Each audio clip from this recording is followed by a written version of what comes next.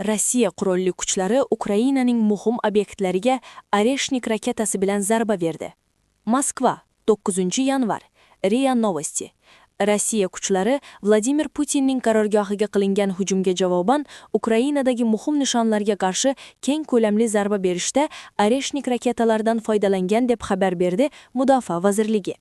Ukrainadagi muhim nishonlarga qarshi uzoq masofali, quruqlikdagi va dengizdagi aniq qurollar, jumladan Oreshnik o'rta masofali yer usti mobil raketa tizimi, shuningdek, zarba beruvchi dronlar yordamida keng ko'lamli zarba berildi, deyiladi bayonotda. Rossiya kuchlari shuningdek, Ukraina qurolli kuchlari tomonidan Rossiya prezidenti qarorgohiga bostirib kirish uchun foydalanilgan dron ishlab chiqarish zavodlarini, shuningdek, dushmanning harbiy sanoat kompleksini qo'llab-quvvatlovchi energiya infratuzilmasini yo'q qildi. Departamentning ta'kidlashicha, barcha hujum maqsadlariga erishildi.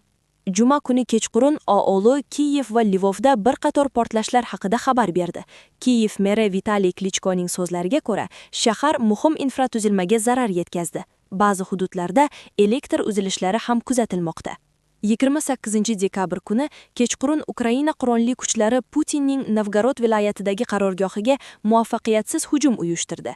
Aerokosmik kuchlarning Zenit raketa qo'shinlari boshlig'i general-mayor Aleksandr Romanenkovning so'zlariga ko'ra, hujum nishonga olingan, puxta rejalashtirilgan va ko'p bosqichli bo'lgan. Sumi va Chernigiv viloyatlaridan 91 ta dron uchirildi. Ulardan biri 6 kilogramm og'irlikdagi yuqori portlovchi zaryadga ega edi va odamlarni jarohatlash uchun mo'ljallangan edi.